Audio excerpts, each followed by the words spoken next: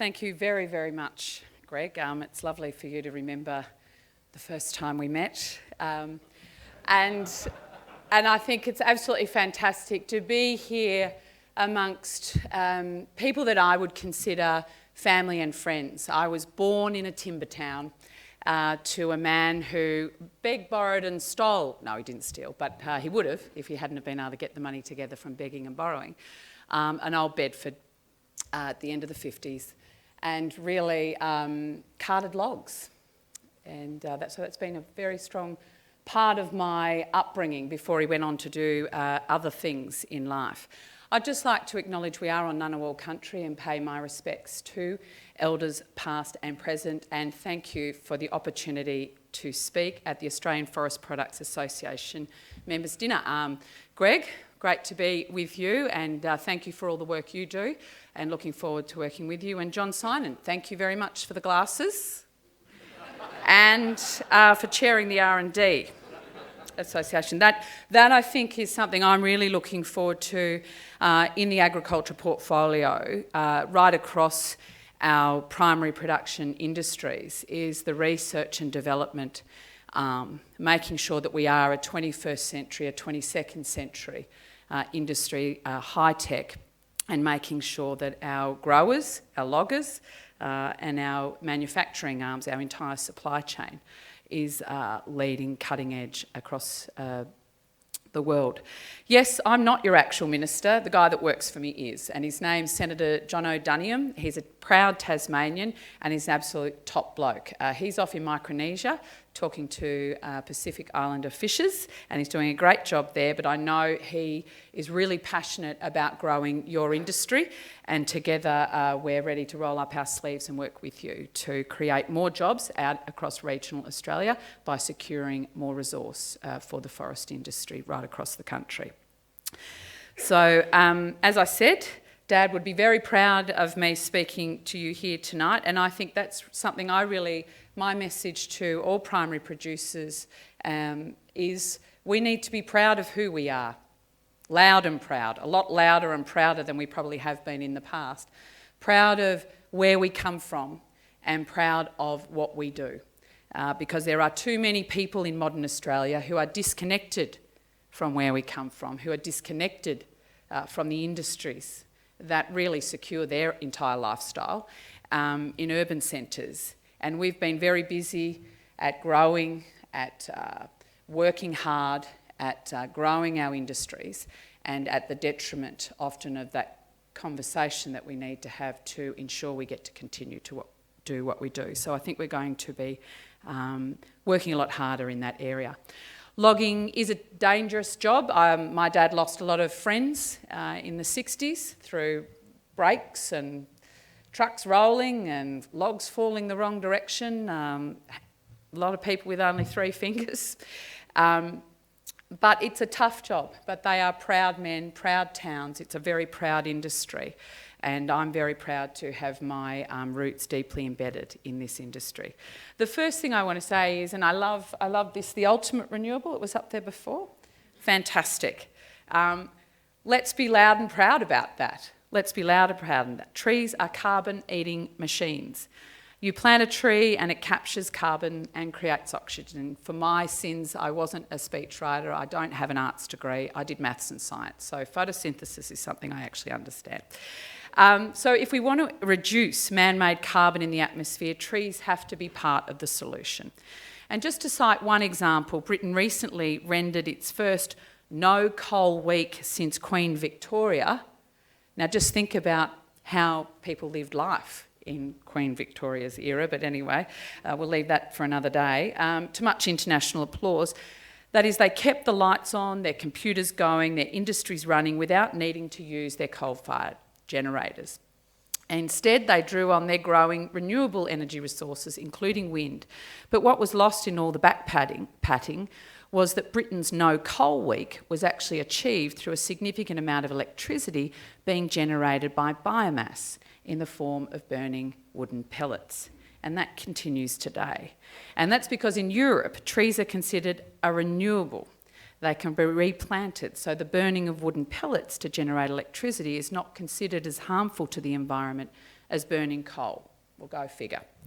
The second point I want to make is that my dad planted native trees 40 years ago, probably 45 years ago now, right across regional Victoria after he'd finished bringing the logs down.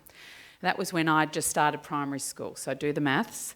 That should be being able to be harvested today. Yet the opponents of the forest industry, people who live in affluent suburbs, are the very people who want natural fibres in their home. They really want that beautiful red gum table. It's often the feature piece. Why? Because they want to be close to nature, because it's beautiful, it's gorgeous, it's warm, because it's aesthetically pleasing, it's tactile. It is actually, as this is nice to have natural product of tables and chairs and desks in your home, but these are the same people that are lobbying on the weekends to ensure you actually can't harvest that red gum to make that lovely table they want. Ironically, they're also the same people that are arguing against bringing in international forest products because of the damage they do to the flora and fauna overseas. So I think there is a whole lot of conversations that need to be had at an urban community level where we can actually get the balance right. I know I'm preaching to the converted, well I hope I am, but it's important to remind ourselves that trees are one of nature's greatest renewable resources, and it's a great thing to make sure that we responsibly and effectively and efficiently manage that resource using world's best science, which we do. Again, we need to be proud of this. We need to be sharing this conversation more broadly. I saw firsthand what a focus on sustainability in the industry can achieve when I visited Australian Sustainable Hardwoods in hayfields in my home state of Victoria. They are considered as one of the leading timber suppliers of Australia, and this is a company, amongst other things, that sources 100% of its timber from regrowth forests. It's 100% regrown, and it uses 100% of every single log it received. It was fantastic to go through the whole process. And it's affordable. You can buy it at Bunnings, their product, right? Which is fantastic. And I feel like the opponents of the forestry industry could learn a lot from a visit to Hayfield and change a lot of misguided perceptions.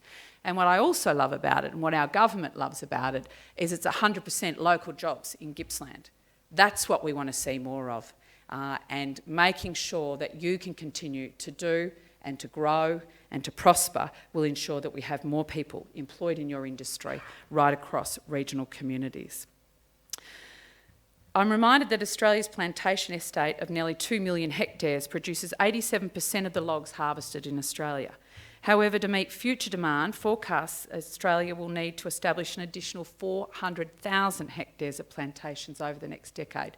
Makes you wonder how we're going to actually get that done when you are in some states having certain conversations with some stakeholders, my own in particular. The Australian government's keen to work with you to tackle upcoming challenges and meet this ever-growing demand.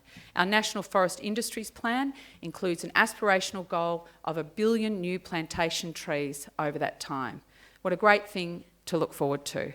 And I see our government's role as a facilitator to help your sector tap into that new growth.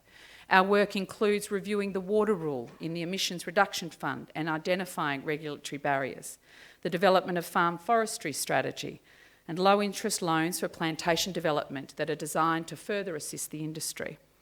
And our headline election commitments also include the delivery of 20-year rolling RFAs. Who's from Victoria? Okay, we got a lot of work to do. We got a lot of work to do. So help me, help you.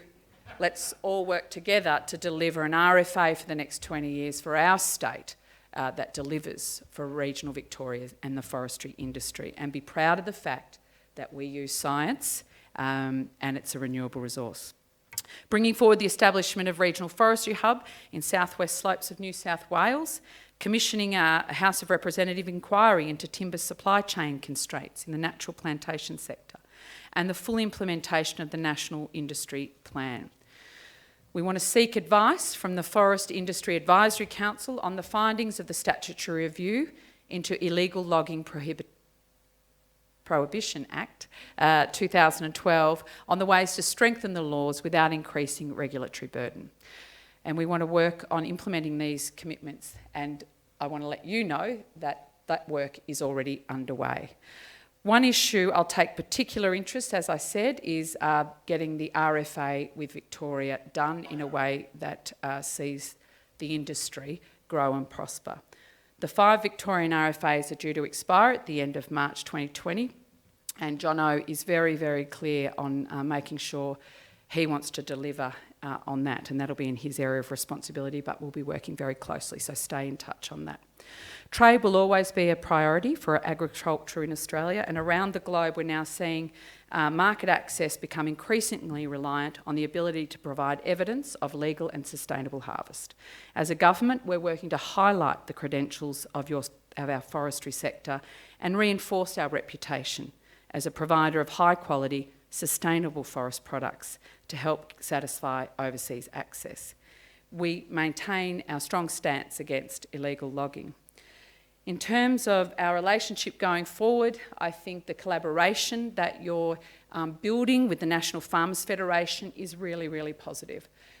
We're all experiencing a very similar objectives in each of our primary industries, and it's best to fight a common enemy as one. And again, I think the NFF's a great provider of that sort of conversation. I think making sure that plantation and native forests, building consensus in that space, I think's important. And that's something I want to work together with both sectors to achieve. The Australian forest industry, your industry, is strong and getting stronger. The value added by the forestry sector increased by 6% to $9.2 billion over the last financial year, and a record 12% increase in value added by the wood and paper products manufacturing industry outweighed the decrease in value added by the forest and logging sector. It's an industry I firmly believe has a profitable and sustainable future. It is the ultimate renewable. As the Minister for Agriculture and the daughter of a logger, I look forward to working with each and every one of you to that end. All the best for your conference. Cheers.